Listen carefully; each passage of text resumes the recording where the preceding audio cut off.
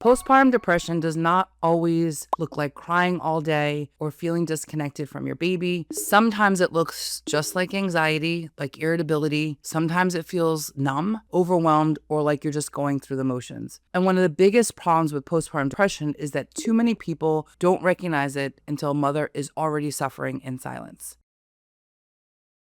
If you're new here, I am Dr. Jaquel Patterson, naturopathic doctor and functional medicine practitioner, specialized in helping understand the root cause of mood disorders, hormone shifts, and nervous system imbalance, especially during major life transitions like pregnancy and postpartum. Also, being a new mom myself with a little one. The video is for everyone, mothers, partners, families, healthcare providers, because postpartum depression is not just a maternal issue, it's actually a community issue. So here are some foundational truths that often get missed with postpartum depression. First, postpartum depression is common and affects far more women than most actually realize, and many never receive adequate support. Second, it's not a personal failure. Postpartum depression is a physiological, neurological, and emotional response to immense biological change. Third, it doesn't always start immediately. Symptoms can actually appear weeks or even months after delivery, especially as sleep deprivation, nutrient depletion, and stress accumulate. And finally, you cannot positive think your way out of postpartum depression. Healing requires support, education, and addressing root causes. From a functional medicine perspective, postpartum depression often reflects multiple systems under strain at the same time. Key contributors can include rapid hormonal shifts after delivery, profound nutrient depletion, especially after breastfeeding, chronic sleep disruption, blood sugar instability, inflammation and immune activation, loss of social support, and increased mental load. And when the brain is under-resourced and over-demanded, mood regulation suffers. Not about resilience, it's about biology. And postpartum depression doesn't always look dramatic. Common but overlooked signs can include constant anxiety or racing thoughts, irritability or anger that feels out of character, feeling emotionally flat or disconnected, guilt for not enjoying motherhood, difficulty sleeping even when the baby sleeps, and feeling overwhelmed by simple decisions. If any of these persist, they deserve attention, not dismissal. Here are some practical, evidence-based informed tips that matter. First, prioritizing sleep as medical care. Sleep deprivation worsens depression and anxiety. Even small interventions, protected sleep windows, night support, or shared caregiving can dramatically improve symptoms. 2, stabilizing blood sugar. Skipping meals, surviving on caffeine actually worsens mood swings and anxiety. Regular protein-rich meals support neurotransmitter balance. 3, repleting key nutrients. Postpartum mothers need support with these key nutrients: omega-3 fatty acids, magnesium, iron, B vitamins, zinc, and choline. These nutrients directly influence the brain chemistry and also emotional resilience. 4, normalize asking for help. Support's not a luxury, whether it's emotional support, childcare, or mental health care. Receiving help is part of recovery. Also, screen beyond the 6-week visit. Postpartum mental health support should extend well beyond the traditional postpartum checkup. Postpartum depression does not happen in a vacuum, and recovery is profoundly influenced by the people surrounding a new mother. If you're a partner, a family member, or close friend, here are the things I need you to listen to and understand. It's not about effort or gratitude. Postpartum depression is not caused by a lack of love for the baby, a lack of appreciation, or a negative mindset. It's a result of rapid hormonal shifts, sleep deprivation, nervous system overload, nutrient depletion, loss of predictability and autonomy. Telling a mother to be grateful, stay positive, or enjoy this time may unintentionally increase shame and isolation. What helps instead is acknowledging this is hard and you don't have to go through it alone. Intrusive thoughts are also a sign of distress, not danger. Many partners panic when they hear about intrusive thoughts, but here's what you need to know. Intrusive thoughts are unwanted and distressing. They do not mean a mother wants to act on them. They're a sign of the nervous system in survival mode. Reacting with fear, judgment, or overprotection can make symptoms worse.